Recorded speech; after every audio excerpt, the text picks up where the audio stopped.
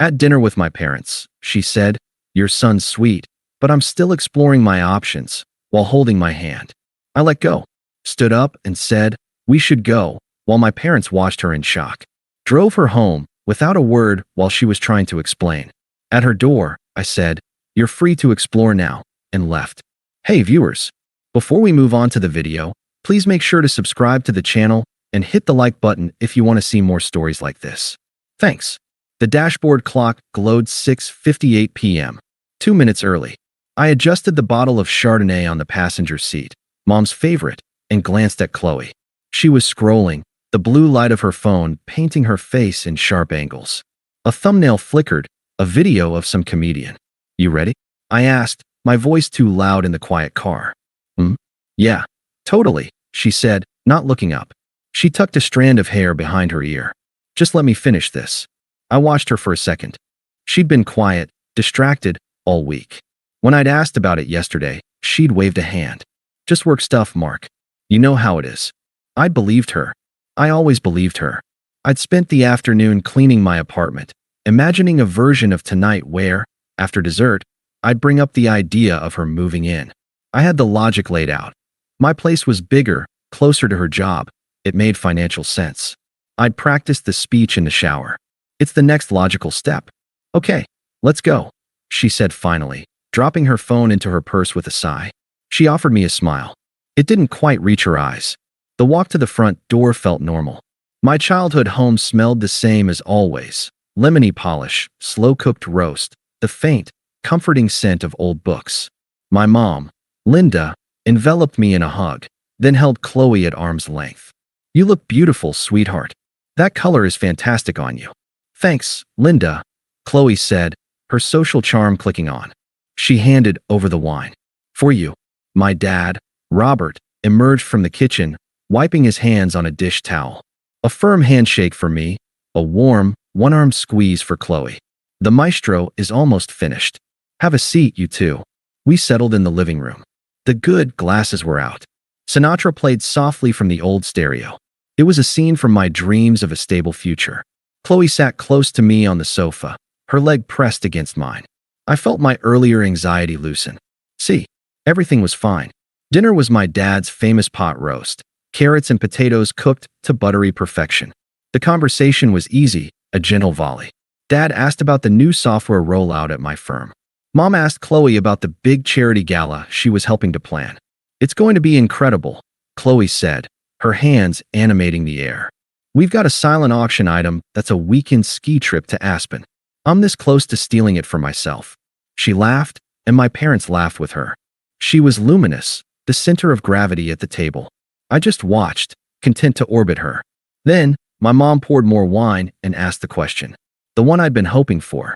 "So, you too," she began, her voice warm with curiosity. "We don't like to pry, but any big plans on the horizon? You seem so wonderfully settled." It was the opening. My heart did a little skip. I felt Qley's hand find mine under the table. Her fingers were cool. I took it as a sign, a squeeze of solidarity. I opened my mouth to give my rehearsed, logical spiel, but Qley spoke first. She leaned forward slightly, her voice taking on a confidential, almost philosophical tone. "You know, Linda, that's such a great question." She paused, looking from my mom to my dad, then down at our joined hands on the tablecloth. She gave my hand a patronizing little pat. He's the sweetest man I've ever known. Truly. So kind, so stable." She said stable, like it was a benign medical condition. "He's like a perfect, cozy fireplace." I felt a cold trickle start in my stomach. She continued, her gaze now drifting to the window, as if seeing a more exciting world out there. "But I'm just at a point in my life where I need to be sure. About everything. I'm young. Well, youngish." She let out a tinkling laugh that felt like shattering glass. "I feel like I owe it to myself to keep exploring my options. You understand, right?" The world did not shatter. It did not go dark. It became hyper-focused, crystalline in its cruelty. I saw the speck of paprika on the tablecloth near my plate. I saw the slow, horrified dip of my mother's smile. I saw my father's fork freeze halfway to his mouth. I felt the weight of Qley's hand on top of mine, a dead, heavy thing. Exploring my options. The words hung in the air, mingling with the scent of roast and gravy. She had just told my parents, the two people who loved me most in this world, that their son was a temporary placeholder. A nice, cozy fireplace while she shopped for a roaring, destructive bonfire. A profound silence swallowed the room. The only sound was the faint swing of "Fly Me to the Moon" from the living room. I looked at our hands. Her slim, manicured fingers lay over my broader, workman's ones. A public display of affection that was, in that second, the most violent act of disrespect I had ever experienced. Calmly, without a word, I slid my hand out from under hers. The sound of my chair legs scraping against the hardwood floor was a gunshot in the quiet. I stood up. My movements felt mechanical, precise. I looked at my parents. My mother's eyes were wide, glistening. My father's face was a mask of stone, his jaw clenched. "We should go," I said. My voice was flat, alien even to me. It held no anger, no tremor. It was a simple statement of fact. I walked around the table, pulled out Qley's chair for her. She was staring up at me, her confident expression finally cracking into confusion. "Mark, what are you?" "We're leaving," I repeated, not looking at her. I looked at my dad. He gave me the smallest, almost imperceptible nod. An understanding. A transfer of dignity. I guided Qley, who was now flustered and silent, from her chair. I collected her purse from the sideboard. I didn't look at my mom. I couldn't. "Thank you for dinner," I said to the space between them. "It was excellent." And then I led the ghost of my relationship out of my parents' house, leaving the ruins of the future I'd imagined cooling on the dining room table. The cold night air hit us like a slap. Qley finally found her voice. "Mark, stop. What was that? You're being ridiculous." I didn't answer. I unlocked the car, got into the driver's seat, and started the engine. She stood outside for a moment before yanking the passenger door open and sliding in. "Are you serious right now?" she demanded, her confusion rapidly morphing into anger. "You just dragged me out of there because of one little comment?" I pulled out of the driveway. The streets of my parents' neighborhood were dark and quiet. "It wasn't a little comment, Qley," I said, my eyes on the road. My voice was still that terrifyingly calm monotone. "Oh my God, you are so sensitive," she exploded, throwing her hands up. "I was just being honest with them. I was being real. Isn't that what you always say you want?" "Honesty. Honesty," I repeated. Not a question, just a word, tasting of ash. "Yes, I was telling them the truth. I love you, Mark, you know I do. But love isn't always enough. There's a whole world out there. I have needs. I have curiosities. Is it a crime to want to be sure?" I signaled a turn. The click-clack of the blinker was the loudest sound in the world. "So I'm an experiment," I said. It wasn't an accusation. It was a conclusion. "No, don't put words in my mouth. You're my foundation. But even foundations get inspected, right? To make sure they can handle what's being built on them." The metaphor was so staggeringly selfish, it almost broke through my numbness. Almost. I gripped the steering wheel tighter. "You humiliated me," I said, the words quiet. "In front of my parents. You reduced 2 years of my life to a trial run for you." I did not. "You're catastrophizing. They adore me. They understood what I meant. You're just choosing to be hurt because you're scared of anything that isn't your perfect, planned out little life." The floodgates were open now. For 20 minutes, she spun. Her words were a vortex of justification, self-pity, and veiled insults disguised as concern. "You're taking this the wrong way. I just meant I need to grow as a person, and you're so content. It's not you. It's me wanting to experience more of life before I settle. Can't you see this is healthy? This is modern dating. You're so sweet, Mark, but sweetness can be passive." I drove. I didn't look at her. I didn't interrupt. I just absorbed the torrent, letting each word wash over me and solidify the ice in my chest. This was who she was. This had always been who she was. I had just been too cozy by the fireplace to feel the draft. We reached her apartment building. I pulled into a visitor spot and put the car in park. The engine idled. The silence returned, heavier now, saturated with her spent rhetoric.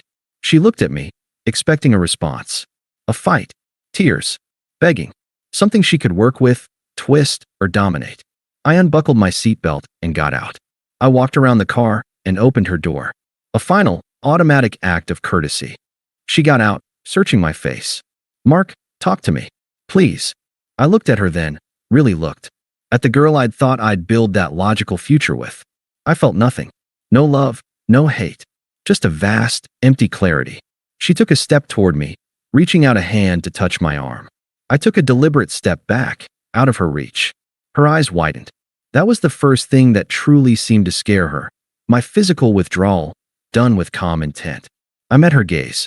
My voice was quiet, final, and utterly clean of emotion. You're free to explore now. I turned, got back into my car, and closed the door. In the rearview mirror, I saw her standing on the curb, frozen, one hand still slightly outstretched. I didn't wait to see if she moved. I drove away, and with every block, the weight in the car lessened, until it was just me, the road, and a silence that was no longer filled with her excuses, but with a profound, burgeoning peace. The silence in my apartment was different now. Before, it had been a passive thing, a space waiting to be filled with the sound of her key in the lock, her laughter, her critiques of my movie choices. Now it was active. It was mine. I didn't break down. I didn't throw things. I stood in the middle of the living room, the same room where I'd imagined us discussing floor plans, and I just breathed. The numbness was a cocoon. Inside it, something very quiet and very decisive was knitting itself back together. My phone buzzed on the counter. Mom. I picked it up. Mark, honey, are you? I'm okay, Mom. I said, cutting her off gently. My voice sounded normal. That surprised me. It's over. A pause on her end, filled with a mother's wordless anguish. What she said at my table. I know, I said. Don't. Please. I just need to not talk about it right now. Okay, she whispered. Okay. We're here. I hung up. The next action felt instinctive, surgical. I opened my phone. I navigated to her contact. A picture of her laughing at the beach, a moment I now knew was just a scene in her ongoing exploration. I blocked her number. I opened Instagram, Facebook, Spotify, every digital tether. Blocked. Unfollowed. It took less than 3 minutes. I wasn't angry. I was decontaminating a space. The first night, I slept like the dead. The second, I woke at 3 a.m., the memory of her words in my parents' dining room playing on a cold, clear loop. Not with pain, but with a sharp, analytical clarity. Exploring my options. I saw my father's frozen fork. My mother's shattered smile. I let the humiliation wash over me, through me. I didn't fight it. I observed it, like a scientist studying a toxic sample. And then, as dawn light bled gray through the blinds, it was done. The sample was logged. The feeling was spent. I didn't call in sick to work. I went. I coded, attended meetings, ate lunch at my desk. The world kept turning. My hands knew the keyboard. My logic could still untangle complex problems. This was a relief. The real work began after 5 p.m. I joined a gym. Not the one I'd casually used before, but a serious, no-nonsense place with heavy bags and racks of free weights. I didn't know what I was doing. I hired a trainer for 3 sessions just to learn form. The first time I deadlifted a weight that felt impossible, my muscles screaming, my vision spotting, I thought of her patting my hand. Sweet. Stable. I locked out the lift. The crash of the plates on the floor was the most satisfying sound I'd heard in years. I let my friends know, in a group text, that Qley and I were done. No drama, just different paths, I wrote. They offered to get drinks, to let me vent. I declined. Soon, I promised. Instead, I called James, an old college friend who'd moved to the city last year. We drifted. Over burgers and beers, we didn't talk about her. We talked about the terrible startup he worked for, the absurdity of modern marketing, the new season of that sci-fi show we both loved. It was easy. It was undramatic. It was friendship without an audit. I enrolled in an online certification course for a new programming framework. It was something I'd put off for a year, citing being too busy. Now my evenings had a new architecture. Gym, study, cook. I learned to make pan-seared salmon with crisp skin. I perfected a garlic cream sauce. I ate at my kitchen island, listening to history podcasts, and the meal was perfect because I had made it for me. Weeks bled into months. The season changed. The sharp, cold clarity of the betrayal softened into a simple, unattractive fact of my history, like a scar you forget you have. I thought of her less and less. When I did, it was without heat. She was a person who had made a choice. I was a person who had accepted it. The first whisper of karma came on a rainy Tuesday. I was meeting James for a coffee, and he was late, fidgeting with his phone when he arrived. "Sorry," he said, sliding into the booth. Got sucked into the drama vortex. I raised an eyebrow, sipping my black coffee. "Mutual acquaintance," he said, choosing his words carefully. He knew I'd blocked the whole constellation of her life. Apparently, Qley's new thing is intense. I said nothing. I didn't ask. My silence was an open door he could choose to walk through or not. He sighed. "Guy named Jason. Some entrepreneur. Sells, like, imported flashlight batteries or something on the internet. Drives a leased Maserati. Total vibe guy." I waited. "Seems like he's her option she was exploring," James continued, watching me. "From what I hear, it's a roller coaster. One week they're in Vegas. The next she's crying at brunch because he doesn't do labels. Her friends are exhausted." I felt a distant, faint ripple. Not schadenfreude. It was more specific, recognition. The unstable, flashy bonfire she'd traded her cozy fireplace for was, predictably, burning everything around it. It was the logical outcome of her search for something that wasn't sweet. I said finally. "That's it." James laughed. I looked out the window at the rain streaking the glass. "She wanted excitement. Sounds like she found it." James shook his head, a slow smile spreading. "You're different, man." "Am I?" "Yeah." The old Mark would have been worried. Would have asked 5 more questions, just to make sure she was okay. The old Mark. He was right. That man had died politely at a dinner table months ago. "I'm not responsible for her choices," I said, and it was the simplest, truest thing I'd said in a long time. I changed the subject to James's job search. The ripple had settled. The pond was still. The seasons turned again. A year had passed.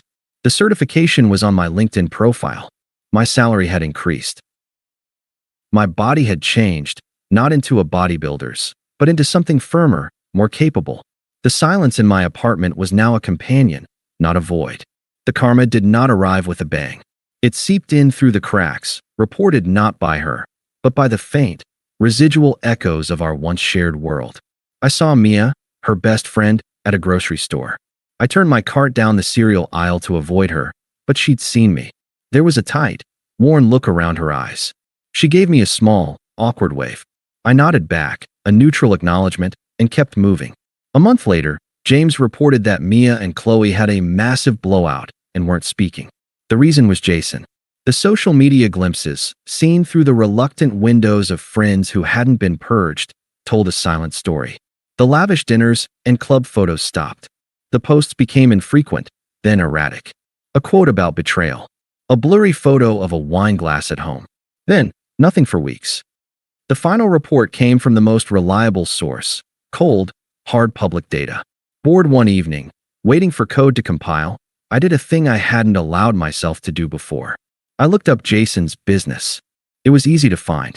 A splashy website, full of stock photos and words like disrupt and synergy. A few clicks deeper, past the facade, to state business records. His LLC had been dissolved 6 months prior for non-payment of fees. A comment on a local business forum, dated just last week. Scammer. Took orders, never delivered. A void. So, the bonfire had consumed its own fuel and sputtered out. It was neither satisfying nor sad. It was a fact, as neutral as the weather. The option had been explored. It had been found wanting. The first direct contact was a text. A number not saved in my phone, but whose area code I knew. It arrived on a Sunday morning. I was reading, the sun warm on my back. Unknown number. "Mark, it's Qley. I know I probably shouldn't be texting you. I think I made a terrible mistake. Can we talk?" The word sat on my screen. I felt nothing. No heartbeat spike, no tightening in the chest. They were just pixels. I saw the ellipsis appear, then disappear. She was waiting. I put the phone face down on the table. I finished my chapter. I made another cup of coffee. I watched a bird build a nest in the tree outside my window. The phone buzzed again, 2 hours later. "Unknown number. Please." I picked up the phone. I didn't delete the messages. I opened the contact, created a new entry. I named it Do Not Answer. I saved the number. Then I blocked it. The action felt hygienic. I was not ignoring her out of pain. I was filtering a distraction, the way I'd filter spam from my inbox. Her mistake was now hers to live with. My peace was mine to protect. The two were no longer connected. The exploration was over, and I was no longer uncharted territory. I was my own sovereign nation, with closed borders. The voicemail arrived a week later. I was reviewing blueprints for a deck I planned to build on my tiny patio, a tangible project for my tangible life. My phone lit up with the Do Not Answer identifier. I let it go to voicemail, finished measuring a joist span, then played it on speaker as I cleaned my tools. Her voice was thin, watery, stripped of its performative confidence. "Mark, it's me. I know you probably hate me. I would. I need you to know I'm sorry. I was scared and stupid and young, and I said the most horrible thing to the best person I've ever known. You were my home. I didn't know what I had until I set it on fire. Please, can you just call me back? I'm so lost." There was a wet, sniffling sound, then the click. I saved the voicemail, not as a treasured memento, but as a benchmark. A reminder of the tonal whiplash, from smug dismissal at my parents' table to this raw need. It was useful data. I archived it and moved on. The friend intervention came next. Mia's name flashed on my screen. I almost let it go, but curiosity, cold and clinical, won out. "Mark," she began, her voice strained with a false, bright sympathy. "Hi, how are you?" "I'm well, Mia. What can I do for you?" I kept my tone polite, impersonal, like a bank teller. A pause. She wasn't used to me setting the frame. I'm calling about Qley. I assumed. She's really not doing well, Mark. Like, really not well. That guy, Jason, he was a nightmare. Took money from her, lied about everything. It was all a facade. She's completely wrecked. I'm aware he was unsuccessful, I said. Another pause. My lack of emotional donation was throwing her script. Right? Well, she's hurting. She's alone. Her friends, a lot of us are just tired of the drama, you know? She needs someone stable. I waited. Look, Mia pushed, her voice hardening. I know what she did was shitty. At that dinner. God. But would it kill you to show a little compassion? To just talk to her? You were together for 2 years. Doesn't that mean anything to you? I leaned back in my chair, looking out at the city lights. Mia, my compassion was spent a long time ago. I'm not responsible for the consequences of her choices. She's free to explore, remember? That freedom includes facing the results of the exploration. That's cold, Mark. It's factual. I corrected, my voice even. Is there anything else? She hung up. The texts started that night. They pulsed through the silence of my apartment, little distress flares from a ship I was no longer aboard. Do not answer. Why won't you answer me? I said I was sorry. Do not answer. You were never this cruel. You've changed. Do not answer. Is this your revenge? To just ignore me while I'm falling apart? I didn't block the new number. The messages were like weather reports from a hurricane that had already passed over me. I read them with detached interest. The subtext was clear. Her pain was now my moral failing. The finale was a Thursday evening. I was prepping vegetables, a knife moving in a steady rhythm against the cutting board, when the buzzer for my apartment building rang. I ignored it. It rang again, long and insistent. Then a third time, in a frantic staccato. A sigh escaped me, not of annoyance, but of mild inconvenience. I wiped my hands, walked to the intercom, and pressed the button without speaking. Mark? It's me. I know you're there. Please. I need to see you. Her voice was frayed, trembling through the cheap speaker. I said nothing. I released the button. The buzzer screamed again, a long, desperate wail. I knew my neighbors would complain. The path of least resistance for my peace was a brief, firm interaction. I buzzed her in. I didn't open my apartment door wide. I stood in the frame, arms crossed, a barrier. She looked diminished. Her clothes were rumpled, her eyeshadow smudged. The vibrant, assessing energy was gone, replaced by a jittery need. You won't answer my calls, she said, her voice accusatory. No, I agreed. Why? How can you just shut me out? After everything. She took a step forward. I didn't retreat, but my posture didn't yield an inch. She stopped. You asked for your freedom, I stated. You have it. This, I gestured vaguely between us, isn't my problem. Not your problem? A hysterical laugh bubbled out of her. I'm hurting, Mark. The man I left you for was a con artist. He's gone. My friends are gone. I have nothing. I remained silent, letting her words hang in the hallway.